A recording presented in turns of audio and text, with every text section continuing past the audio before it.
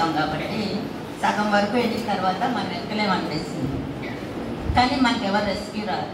అప్పుడు ఏం చేస్తారు? తప్పదు, మనమే ఎక్కాలి, అంతేనా? అప్పటి వరకు నడవడానికి కూడా ఇలా నీరసంగా నడుస్తూ ఉంటాం. వెనకాల కుక్క పరిగెడితే ఏం చేస్తారా? పరిగే కదా. మనలో చాలా స్ట్రెంగ్త్ ఉంటుంది, కానీ దాన్ని యూజ్ చేసుకోవట్లేదు కాబట్టి అది బయటికి రావట్లేదు.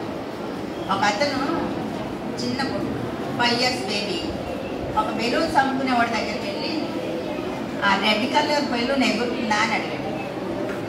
ఎగురు. బ్లూ కలర్, గ్రీన్ కలర్ అలా అడుగుతూనే ఉన్నాడు. అడిగి కోపం వచ్చింది సెల్లర్కి. అరే ప్రతి బెలూన్ ఎగురుతుందా, కాకపోతే అందులో గాలి నింపామా గ్యాస్ నింపామా అన్న దాన్ని బట్టి ఎంత హైట్ ఎగురుతుంది. మీరు కూడా అంతే, కలర్ఫుల్ బెలూన్స్. మీలో చెత్త నింపుకుంటే చెత్తలాగే ఉంటారు, ఇన్పుట్ ఏదైతే ఇస్తామో మనం అలాగే అవుతాం. మీరు ఒక IAS అయినా ఈ స్కూల్ నుంచి వెళ్ళాలి. ఎవరన్నా అవుతారా? IAS ఎవరన్నా ఉన్నారా? చాలామంది ఉన్నారు. అంటే 10 years తర్వాత నేను ఇదే స్ట్రెంగ్త్